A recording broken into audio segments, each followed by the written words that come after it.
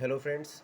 हमने कल त्रिकोणमिति का परिचय शुरू किया था, चैप्टर 8 एनसीईआरटी बुक का, जिसमें हमने पढ़ा था। थोड़ा सा कल का रिवीजन शुरू कर लेते हैं कि हमने पढ़ा था पाइथागोरस प्रमेय। पाइथागोरस प्रमेय क्या होती है? ये एक समकोण त्रिभुज में प्रमेय लगती है।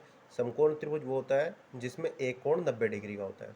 और हमने ये भी बताया था कि 90 डिग्री के सामने वाले को हम क्या बोलते हैं? कर्ण। और जो सीधा है, जो हम एंगल ले रहे हैं, सीधा नहीं, जो भी हम एंगल ले रहे हैं, जैसे अगर हम ए एंगल ले रहे हैं तो उसके सामने वाले को हम बोलेंगे लंब, और बचा हुआ जो है वो आधार होगा। तो पाइथागोरस प्रमेय कहती है कि कर्ण का स्क्वायर बराबर लंब का स्क्वायर प्लस आधार का स्क्वायर। कर्ण जो है त्रिभुज की, समकोण त्रिभुज की सबसे बड़ी भुजा होती है। इसके अलावा हमने त्रिकोणमिति जो रेशियोज होते हैं वो पढ़े थे, sine A, cos A, tan A, cot A, sec A, cosec A. Sine A equal to होता है, ये हमने एक रूल बताया था लाल बटे कक्का का, कि लाल लाल जो हम लंब को हम इंग्लिश में बोलते हैं परपेंडिकुलर, इसे पीछे डिनोट करते हैं। आधार को बोलते हैं बेस, कर्ण को बोलते हैं हाइपोटीनियस। अब इसमें जो है साइन जो है उल्टा होता है कॉसेक का, तो sine is equal to 1 upon cosec A. Cos जो है उल्टा होता है सेक ए का, तो कॉस ए को हम लिख सकते हैं 1 अपॉन सेक ए। टेन ए को लिख सकते हैं हम 1 अपॉन कोट ए। फिर हमने एक्सरसाइज 8.1 का क्वेश्चन नंबर 1 किया था, जिसमें कोण बी समकोण दे रखा था।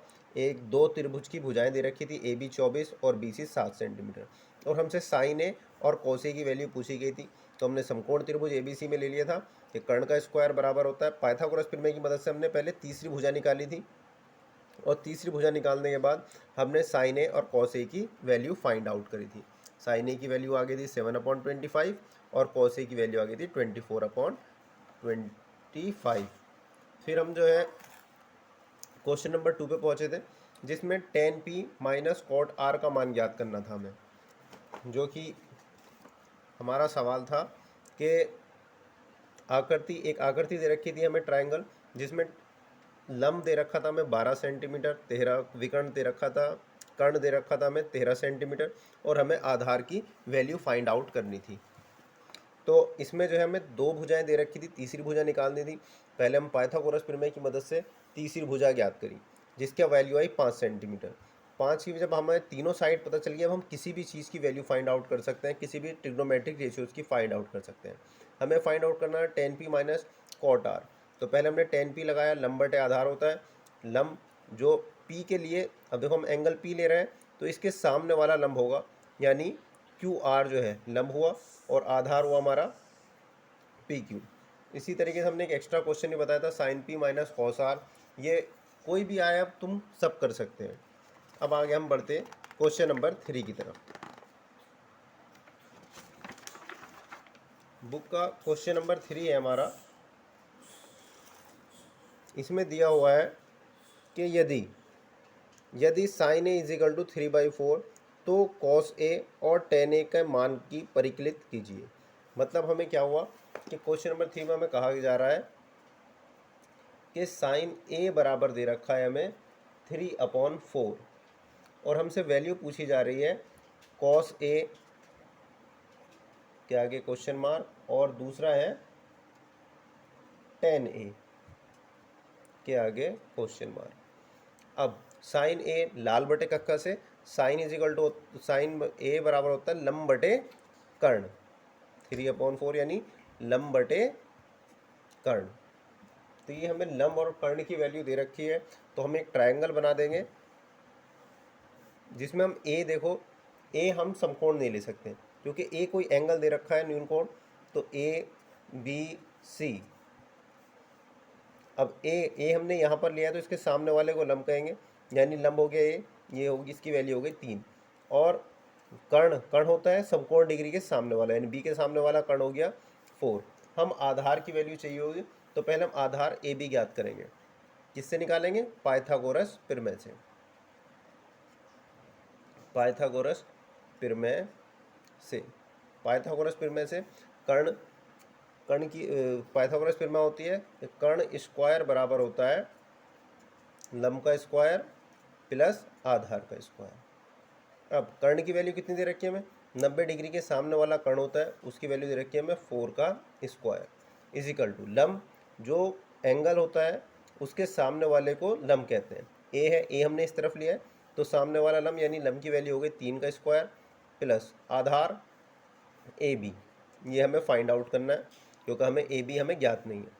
4 का स्क्वायर कितना हो जाएगा 16, 3 का square 9 plus A B square. हम इसे इस तरीके से लिख लेंगे 9 प्लस ए बी स्क्वायर बराबर 16।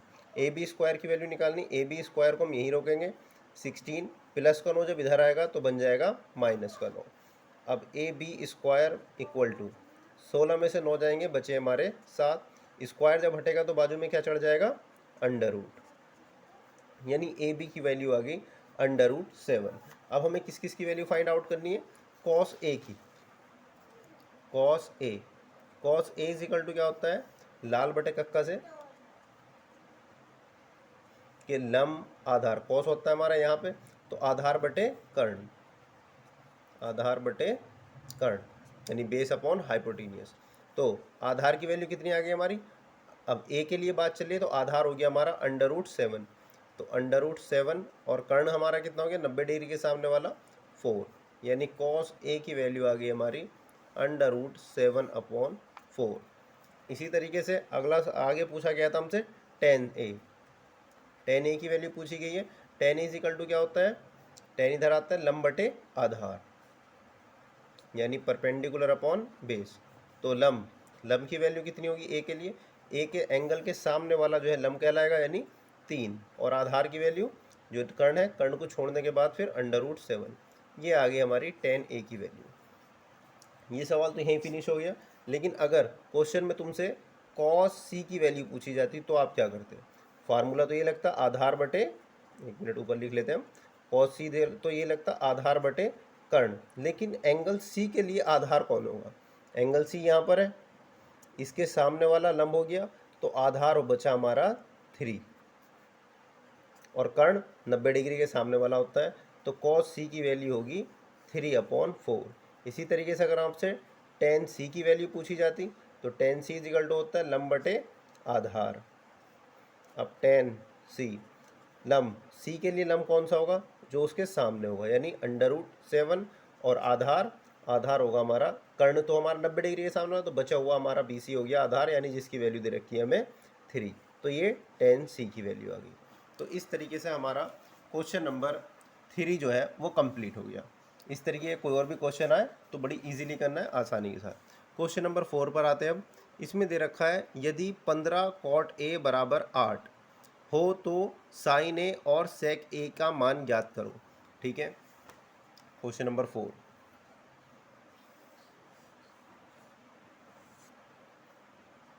हमें दिया हुआ है 15 cot A is equal to दिया हुआ है हमें 8, और हमसे वैल्यू पूछी जा रही है साइन ए और सेक ए की, इन दो की वैल्यू हमसे पूछी जा रही है। चलिए करते हैं। अब यहाँ पर 15 इंटू कॉट है तो हम कॉट ए को यहीं पे रोकेंगे और इस 15 को इसके, जब ये मल्टीप्लाई में 15 तो ये कहाँ पर जाएगा इसके डिवाइड में। अब साइन कॉस टेन, और कॉट जो होता है वो टेन का उल्टा होता है यानी आधार बटे लंब। अब हम एक ट्रायंगल बना लेंगे A B C, right angle triangle बना लिया। आधार कंपेयरिंग के थ्रू आधार की वैल्यू कितनी होगी हमारी 8। अब देखो हमारा ए एंगल ए है ना, तो इसके सामने वाला जो है ये तो हो गया लंब, तो लंब की वैल्यू होगी हमारी 15 और आधार की वैल्यू होगी हमारी 8।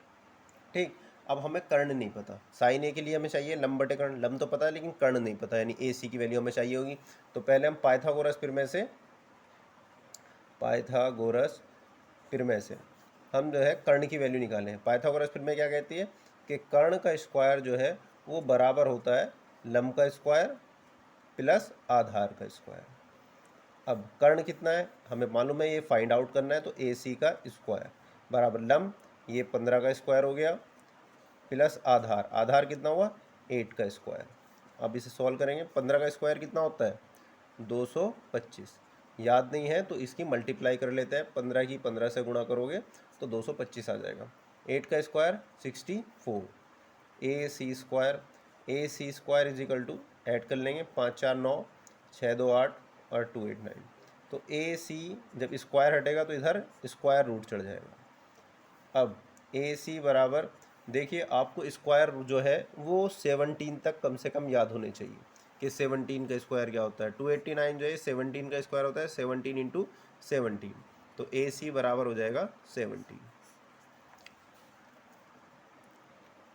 9 तक तो सभी के याद होते हैं। 11 का स्क्वायर होता है 11 इंटू 11 121। 12 का स्क्वायर होता है 144 और 13 का स्क्वायर होता है 169। 14 का स्क्वायर 196। 15 का स्क्वायर 225। मतलब कम से कम 15 तक तो याद होने ही चाहिए, क्योंकि ये जो है बहुत कॉमनली यूज़ होते हैं 1 2 169। अगर आपको याद नहीं होंगे तो आप फैक्टराइजेशन में या और भी चैप्टर्स में हर जगह ये यूज़ होते हैं। तो 15 और 17 का हमने पढ़ा है 289। ये कम से कम ये चीज़ें याद होनी चाहिए ज़्यादा से ज़्यादा, मतलब आपको ये यूज़ होनी ही होनी है ज़्यादातर जगह पर। अब हमारा कर्ण आ गया, चलो 17 आ गया है। अब हमें किसकी वैल्यू चाहिए थी, साइन ए की। तो साइन ए इक्वल टू क्या होता है, लंब बटे कर्ण। अब ए के लिए बात कर रहे हैं तो ए के सामने वाला लंब हो गया, लंब की वैल्यू कितनी है 15 अपॉन कर्ण। कर्ण क्या होगा 90 डिग्री के सामने वाला, जो हमने अभी निकाला है 17। 15 बटे 17 ये आंसर हो गया। अब अगर जो हम निकाले सेक ए की वैल्यू, तो सेक ए इज इक्वल टू क्या होता है, ये होता है कॉस का उल्टा। कॉस होता है आधार बटे कर्ण, तो ये हो जाएगा कर्ण बटे आधार। कर्ण बटे आधार। कर्ण कौन होता है 90 डिग्री के सामने वाला, 90 डिग्री है इसके सामने वाला 17, और आधार जो लंब से बच जाए। लंब 90 डिग्री कोण के सामने वाला लंब, तो बच कौन गया हमारा 8, तो ये हमारा आधार हो गया।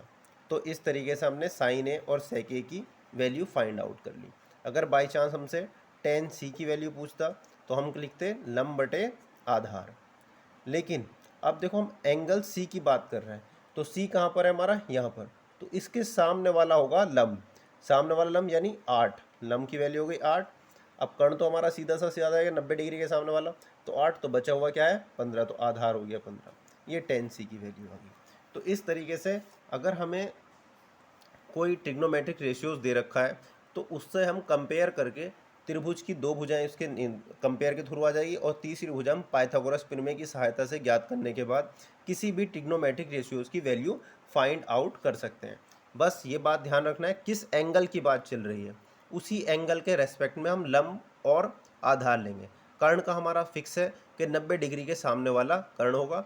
लंब और आधार का हमें ध्यान रखना है कि जिस एंगल की बात चल रही है उसके सामने वाला लंब और बचा हुआ हमारा आधार।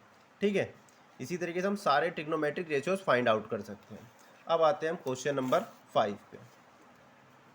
किताब का क्वेश्चन नंबर 5 कहता है कि सेक थीटा बराबर 13/12 हो तो अन्य सभी त्रिकोणमितीय अनुपात परिकलित कीजिए।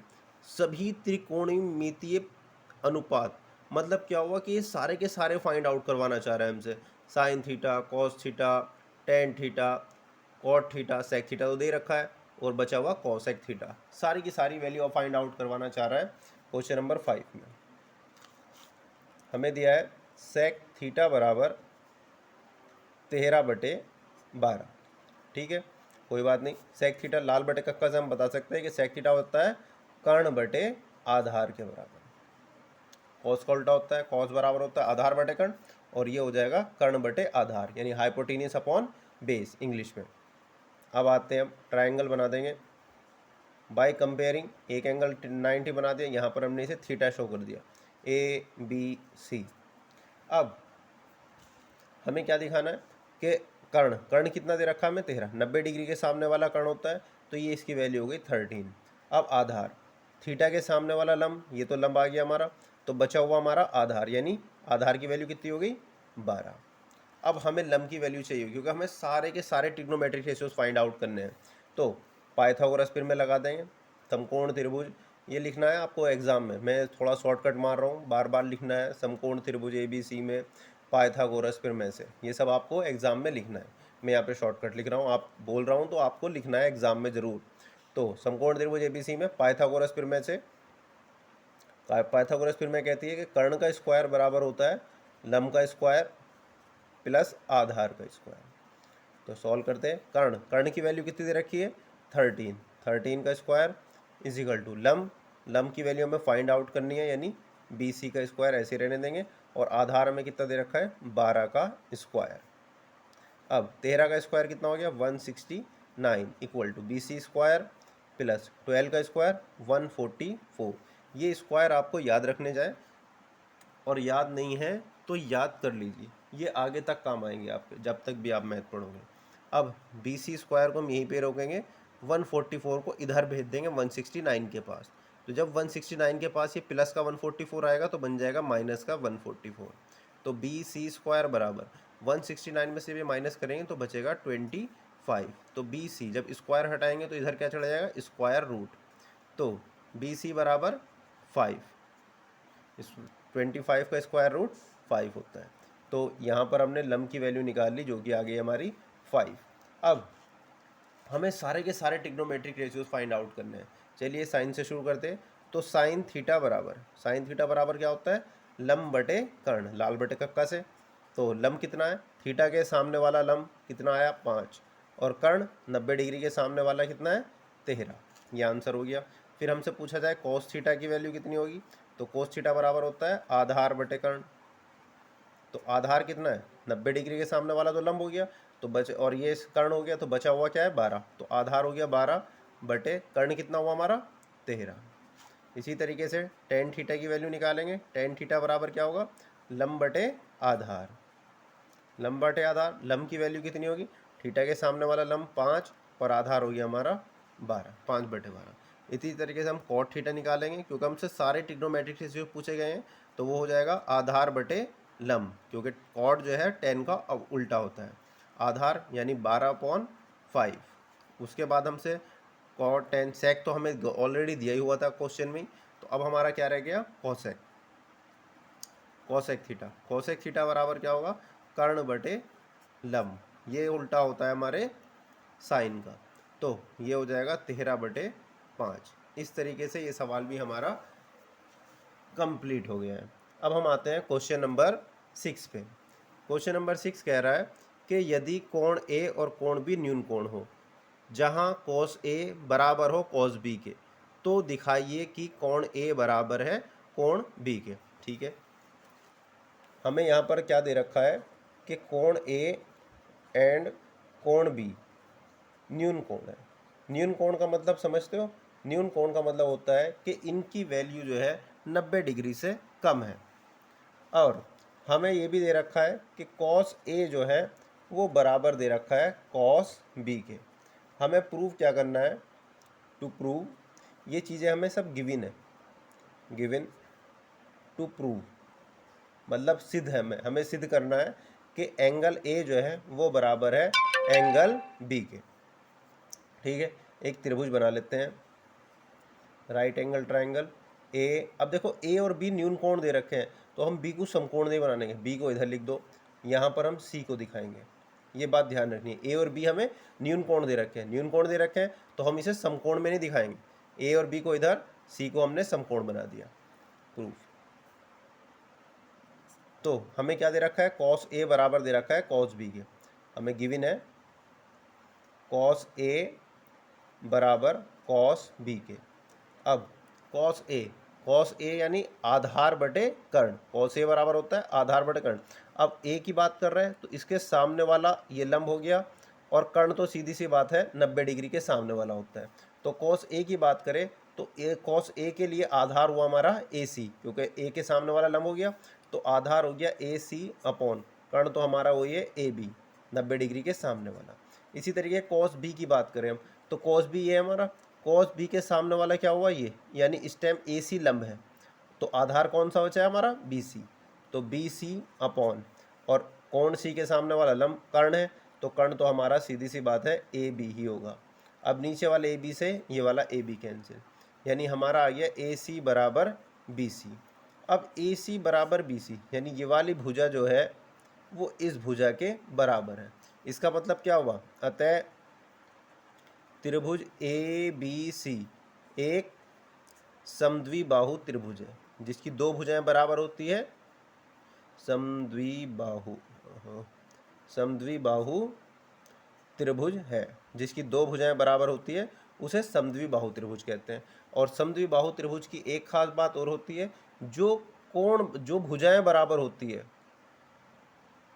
उसके सामने वाले कोण भी बराबर होते हैं।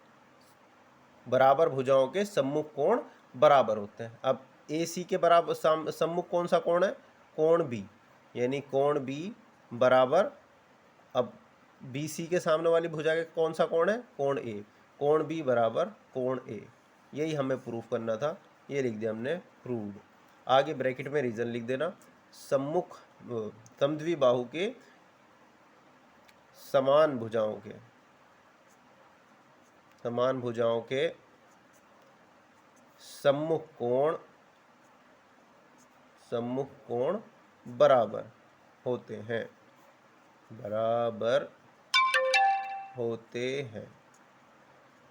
ठीक है, आगे हम कल करेंगे। Thank you.